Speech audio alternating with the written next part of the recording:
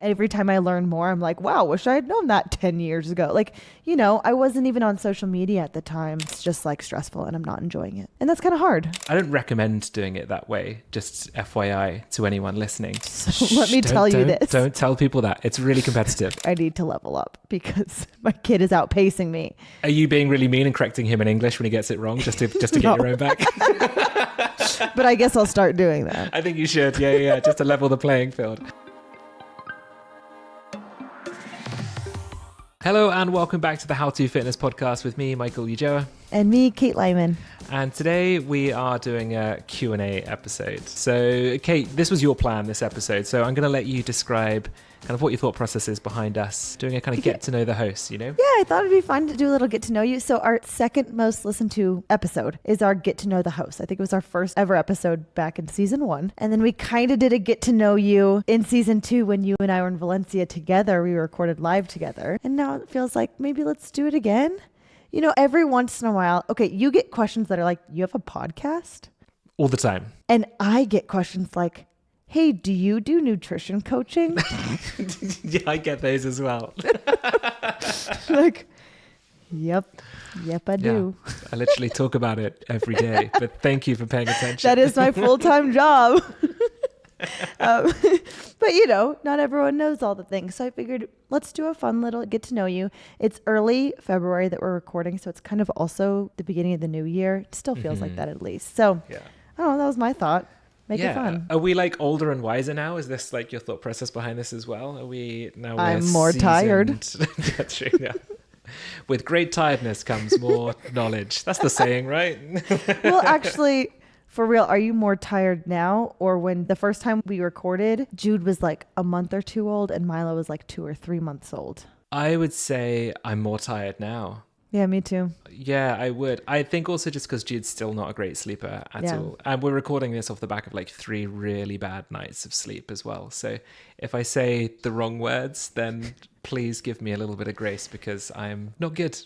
I'm not good today, Michael, people may not know that you are a coach and people may not know you have a podcast, but they do know that Jude doesn't sleep I think very that's well. so true. I get so many messages from people like, oh, I found this on the internet and thought it might help you. And it's like the Tired Parents Guidebook. I'm like, thank you so much. I'll take it. Whatever it is, I'll take it. Yeah, thank you so much. All right. I'm going to give you the first question, Michael. Oh, okay. Are you ready? Yeah, let's do it. I don't even know if you know what the questions are yet. I actually don't. I said this as we were about to hit record. I was like, oh, I don't know what questions we're answering. This keeps it more exciting. Well, so yeah. Here's the first question. What's one thing you're most excited about in 2025, personally or professionally? Ooh, I mean, I think it would be really bad for me not to say my child that's about to be born in a few months' Yeah, time, let me right? change it. Personally and professionally. Okay, we'll go. Well, I've started personally, so definitely, the birth of our second child, our second son is imminent. It's 23rd of May. The baby is due. So I am incredibly excited.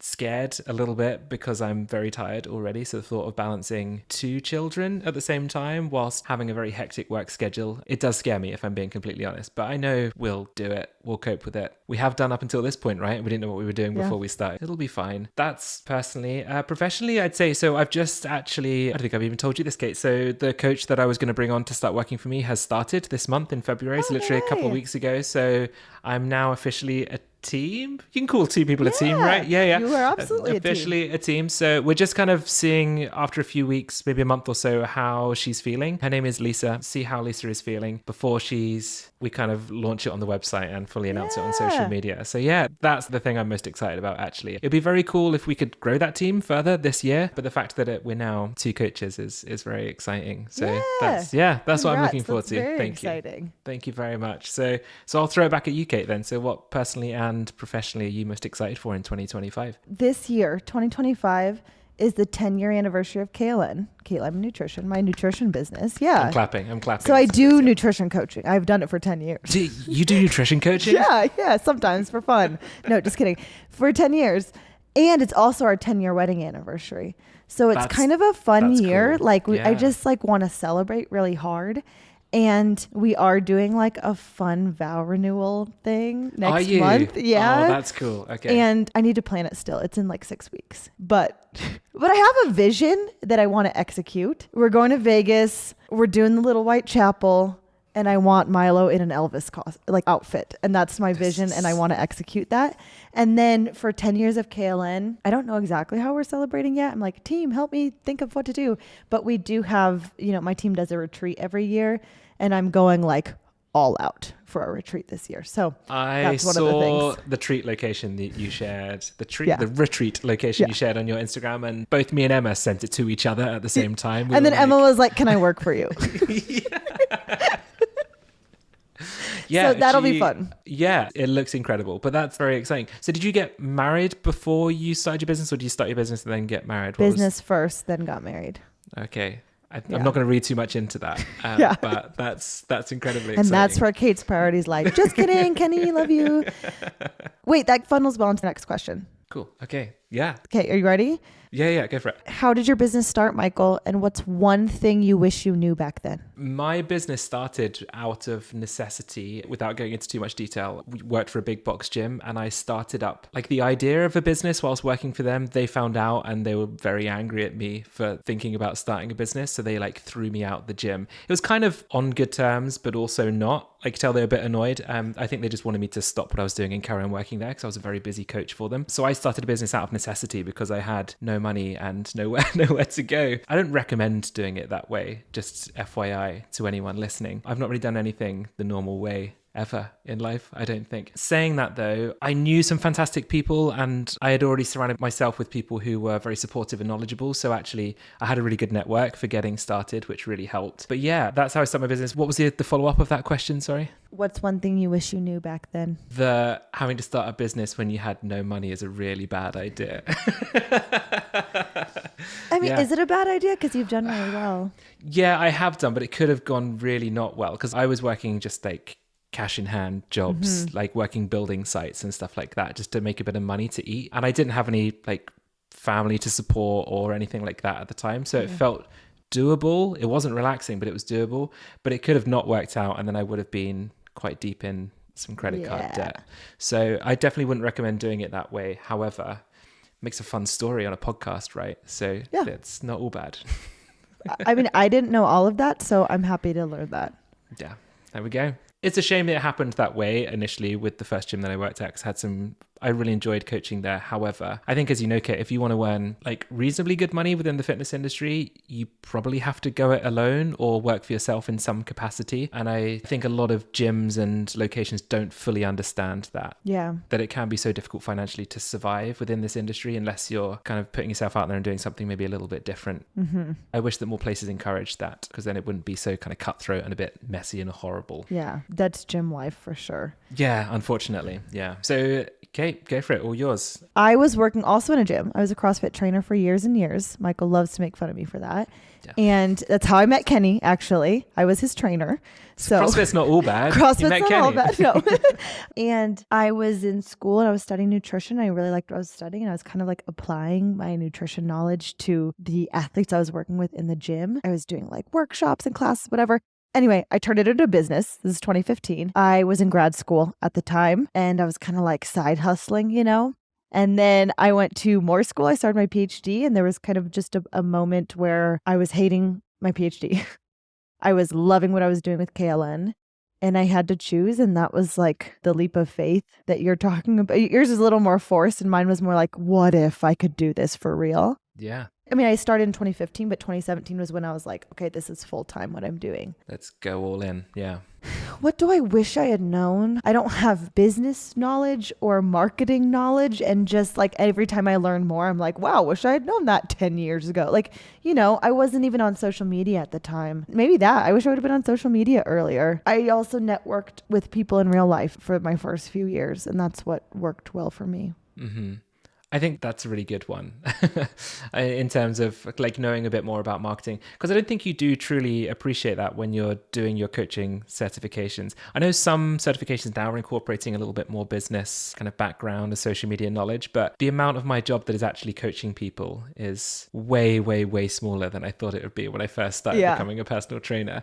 And I kind of wish I learned more about all the back end work, like bookkeeping, accounting, social media, marketing, and all sorts. I just think there's so much behind the scenes that I think a lot of people don't fully appreciate that goes into making this run semi-smoothly, Right. And it's also finding out what works for you too. So I don't know. It's like I could have had all this knowledge, but it's kind of trial and error. I don't know what else I wish I had known. I mean, like so much, and like you learn it as you go is kind of the takeaway. Yeah. Which is also kind of fun as well. I like the challenge. I mean, we know that maintaining a business is so challenging, so all consuming. And I think I really enjoy the challenge, or I wouldn't be doing it still. Yeah, I definitely do. I enjoy it more than I dislike it. I don't say I always enjoy it. Like Right. sometimes I am like, oh, I wish there was something that was a bit more chill. Yeah. Or like You know? structured or something. Yeah, like or that. structure. Yeah. Like when you're visiting family and you're like, oh crap, I've got to take myself away and work for a few hours now. And I could, like, if I work for someone else, I could like clock off at the end of the day. Yeah. But I do think the benefits way outweigh the negatives to it all. So Agree. Cheers. Cheers to more years. cheers. I guess I'm asking all the questions now. Yeah, no, I you're like it. you're the interviewee this time. Okay. Here, this next question. Kenny was like, I think you should ask a question about this because we're both learning a language. Yeah.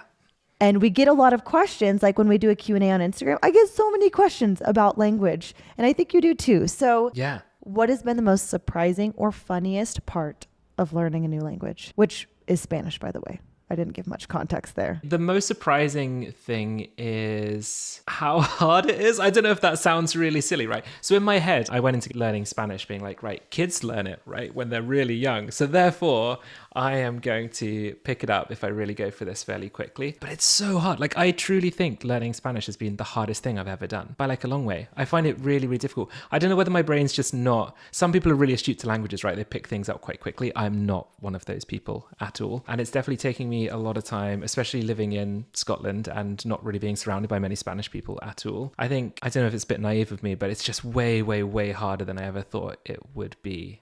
I think that's good to hear because sometimes people think they can get Duolingo and become fluent. And some people can. Some people totally can because I know people who have done that. Yeah, not with just Duolingo though. I think Duolingo is massively overrated. It's good. I use it nearly every day. Most days I use Duolingo for like, it's good for vocab and stuff like that. But not speaking. Also, it's like Latin American Spanish, which is not the Spanish that I'm learning. So there's a lot of stuff that messes me up. I'll go and say a word to my Spanish teacher and she's like, don't use that word. Like a bit of disappointment in her voice of like, please don't use that word. That's, maybe it's not a very exciting answer there, but it's just really hard. It's just really, really hard. But I am really enjoying it and it switches my brain off from work really nicely. So that's been a nice little benefit. Different type of challenge, like different stretching, like stretching your brain in a different way rather. Yeah, absolutely. And also one of my favorite things is when you use like the wrong word that sounds the same, that isn't. Like I regularly tell my Spanish teacher that I'm pregnant instead of embarrassed. That's like one of my favorite things ever. Yeah. I mean, there's funny things that happen too, if you can laugh at yourself. Yeah. Or when you say that you want to eat chicken, but it sounds like chicken in Spanish. Anyone who knows Spanish listening to this will know what I'm talking about. It sounds like chicken, but it's got the different ending. Okay. I don't know if you're looking at me. Do you know what? No, yeah. I know what pollo is. Yeah, but if you put like an A on the end instead. Oh, is that a curse? Yeah, it's... that's definitely Spanish. You don't have to say it, but okay. But what does it mean? It's like male genitalia. Oh, so, that's funny. Yeah, That's so very funny. One, they made that like, way too close to pollo. I'm really hungry. I want to eat some. Yeah. Yeah. Okay. I hear you. I didn't know that word, so that must be very Spanish instead of there we go. Latin American, right? For me, I think what continues to be surprising, I've been learning Spanish for a long freaking time. I minored in it in college, and then I took many years without speaking it, and now I literally live speaking Spanish, and it's so challenging how stupid you feel. Mm-hmm. Like, you know, you're speaking with someone and I'm like trying to follow the conversation. I'm like, sí, And then I'm like, ooh, I think I was supposed to be answering something. Like maybe that was a question, you know, like I'm trying to follow and I'm just like, I sound so dumb. It's very humbling to me. Mm-hmm. And it makes you recognize that like when you're talking to other people with a language barrier, like you may have thought like, oh, they don't get it. And it's like, no, they're just working really hard to stay on top of what we're talking about. And to your point, it's very easy for children. And Milo, my kid, has started to correct us. Has he really? He is 2. And the other day I said cosquillos, which is tickles, but it's cosquillas. And he went, cosquillas. Like he's like, no, like I got the ending wrong. And he's corrected me on an article too, like a la or an L. And so I'm like, oh gosh, I need to level up because my kid is outpacing me. Are you being really mean and correcting him in English when he gets it wrong just to get No. your own back? But I guess I'll start doing that. I think you should. Yeah. Just to level the playing field. That's so incredible. That's so cool that he's picking it up. That's It's great. really cool. I'm like, ooh, you're going to be resentful of this one day when you're like, oh, my parents are so stupid. But right now it's really helpful because all you had to do is correct me once on cosquillas. And I'm like, oh, I've got it now. I've got it. Like it's confidence, isn't it? It's everything with the language. I really lack that sometimes, depending on the scenario. Like sometimes if I don't know anyone around, I'm better. Like if I'm in Spain, I'll happily get it a bit wrong. But if I'm with other people and trying to speak it, I feel... It's hard. Yeah. And it's just, having the confidence just go for it is really tough. I think there's a lesson there, probably about our nutrition and our fitness as well, right? Yeah. Confidence is related. Yeah, it is. All right, you ready for another question? Yeah, let's do it. Ooh, and you're more seasoned in this now with a second child coming. How has parenthood changed your approach to your fitness and your nutrition? Nutrition, they're probably different actually, how I've reacted to them. So I'd say nutrition, I'm actually more on it because I know that I'm having to make up for other things in my life that are not so good right now. So I know that, okay, even if I'm not exercising too well or sleeping too great, if I can get the nutrition side right, I'm going to feel so much better for it. So I'd actually say my nutrition's been better since we've had Jude. In terms of exercise though, it's been, I don't want to say I don't care, but I care way less. I still do stuff regularly. Like I still exercise like at least 3 times a week, maybe 4 times a week. I'm just not as bothered about the outcome. Like I've more of my emphasis is on like trying to make myself feel good. I still have like occasional goals, like trying to build a bit of muscle or improve my cardiovascular fitness at times. But I definitely would say that it feels a bit less important than it did before, which I think might surprise some people seeing as I work as a personal trainer. But yeah, like as I said, I still have goals that I want to achieve, but I'm a bit more laid back about it now. Like it's just not as important as all the other stuff going on. Yeah. And maybe it'll change eventually, but that's where Yeah, you're at maybe right it now. will. Yeah. Yeah, maybe it will. That is surprising to hear. I think people will feel like, oh, okay, good to know. Yeah, I don't know whether that's like a good or bad thing. I don't think it's either. Maybe it's just like the way that I'm dealing with it internally where I can't have things as organized and as balanced as it used to be. Maybe this is like the way my brain's like, this is cool. We'll get through it and we'll come around maybe one day. Optimistic. Yeah, I think so. So I feel a little opposite of you. I mean, anyone who's listened for a long time or a while, you know, I've had like some serious birth injury. So my movement has been super limited the last 2 years post having Milo. I can't run, iffy on walking a long ways, can't lift how I want, etc. But I feel far more resolved to do what I can do. And I'm like, I make it happen. Like 5 days a week, I'm working out and I'm not really allowing that not to happen. Yeah.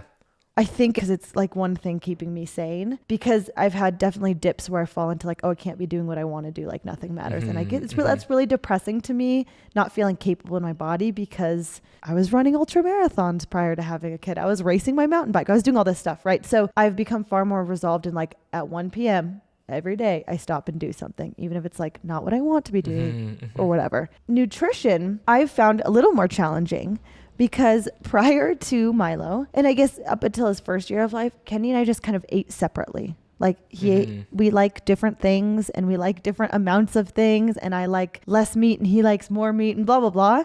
And now we're like really trying to have like a family dinner and, you know, eat together and like make sure it's what everyone wants, but also what the toddler will eat. And I feel like a lot of that falls on me, or I take that on at least. And that's been hard. Like Kenny and Milo want to eat pasta all the time. And I want to eat like not pasta, like something else. And so that's been hard. But if I'm not super, super stressed, which I would say this year so far have been, then it can be fun because it feels like a little bit of problem solving. But lately I've been working like up until almost like dinner or bedtime or whatever. And it's just like stressful and I'm not enjoying it. And that's kind of hard. Yeah, that is hard. Your work this year has been crazy. I think every time I speak to you now, Kate, you're like, yeah, I'm working late as well. And that does have a massive knock-on impact, doesn't it? Our food times have definitely shifted a little bit since due to, because we do the same, like we try and have the meal all together before he goes to bed. So we're eating like a really weirdly early dinner before he goes The early down. dinner's hard too, because dinner here in Mexico is like 8. I want my kid asleep at 8. So we're doing like 6:30, and it's like, doesn't feel right. I don't know. Yeah, because then you're hungry again before you go to bed. You're Yes, like, exactly. Do I eat again? Yeah. I don't know. Yeah. Yeah. So that's been challenging. And also, like, I don't know if you feel this way, but sometimes you're like, okay, kid, here's your pasta and ketchup. Like, just eat something so you can go to bed. It's like, yeah, I'm trying to make this like nice thing. Jude's the same. He loves pasta though. Anything with pasta and he'll just like eat it. Yeah. And I'm like, okay, I'm trying to like give you variety and blah, blah. And then I'm like, oh my gosh, just eat your pasta and dip it in ketchup like a disgusting little toddler. So you can go to bed. Yeah. Okay. Ooh, I'm excited about this question. I haven't thought about it yet. Michael, last question for you. I'm very interested to hear your answer. What is one non-fitness, non-nutrition, non-work related thing you're super into right now? I would say two things. Music. I've massively got back into music again. Ooh, fun. So I don't know if I mentioned it. I used to play guitar a lot when I was younger, and it used to be my stress relief thing. Like when I was at university, when I was studying, and that the guitar was the only thing that would turn my brain off. So I really got into that back then. I'm slowly coming around to it again. I've been picking up my acoustic guitar a little bit, which has been really fun. But then kind of with that is a lot of Spanish music because I'm trying to learn Spanish, and the Spanish is the thing that I'm really into at the moment. Like I literally listen to Spanish radio every day. I'm reading Spanish books at night. I'm listening to Spanish music throughout the day. Like the new Bad Bunny album that's just come out, me and Kate are both talking about how absolutely obsessed we are. Obsessed. Yeah. So I'm like looking at that with the lyrics and trying to learn the lyrics as well. So yeah, I think it's kind of like music and Spanish is the thing at the moment that I'm just really enjoying it. Like I'm really, really enjoying it. So that's where I'm at. Love that. And I remember like when we started the podcast, this is 2 years ago now, you had your guitar behind you in our, and I was like, dusty. Yeah. And you're like, I want to get back to it, but you couldn't. But you know what? Like you've been parenting real hard.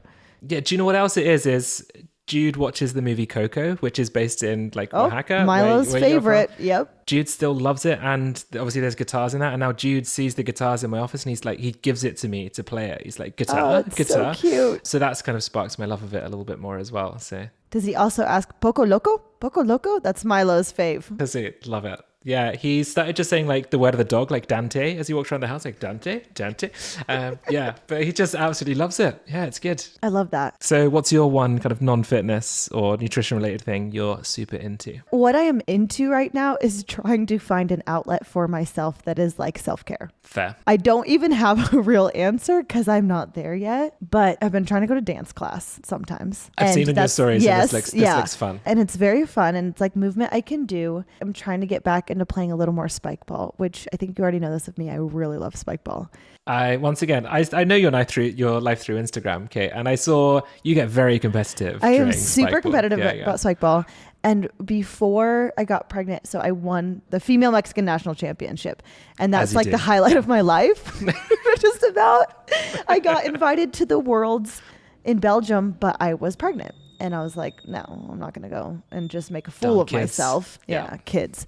And I've been pretty limited in movement since having Milo, but I want to get back into it. And before you're like, oh my gosh, Kate, national championship. The female division in Mexico is not very stacked. So let me tell you this. Don't tell people that. It's really competitive. Everyone it's super competitive. Well, it's enough that I feel like my broken body can maybe get back into competing. So that's what I want to get to. We're not there yet, but we're trying to play with friends once a week. And I would say the last thing is like more girls' nights. That's kind of like what's giving me life right now is I've got a bunch of good friends here and most of us have kids and most of us are tired when we're like, do you want to go out? It's like, oh my gosh, but I want to go to sleep. And then we do it and it's so good. And we're like, we have to make this happen more. So more socializing without kids. Good stuff. Basically like not parenting and not working activities. Conquer spike ball and go out more to have fun. With friends. There we go. I love it. I think I learned some things about you still, which is like, I already know a lot about you. So it's fun to learn little new nuggets. Still surprises. One day we will do an episode in Spanish, Kate, just to show people. Oh my gosh. How embarrassed we are trying to talk in Spanish. Anyone's listening, like 0 stars, intolerable. Yeah. Maybe just like a 1 minute section as we ask what our hobbies are and then we move on. ¿Te gusta ir al parque? Like jugar al fútbol? Done. We're better than that. Don't get down on yourself. Okay. Well, listeners, I hope you enjoyed this. It was just like a little fun get to know you so you can know who you're talking to. We are people who obviously have a lot going on in our lives aside from fitness and nutrition. Aside from work, I don't know if that's actually true, but we're trying to find balance. We're trying to find balance, and I think that's hopefully humanizing for others out there trying to do the same thing. So thank you for listening, and as always, send any other questions you have our way. like, subscribe, all the things. See ya.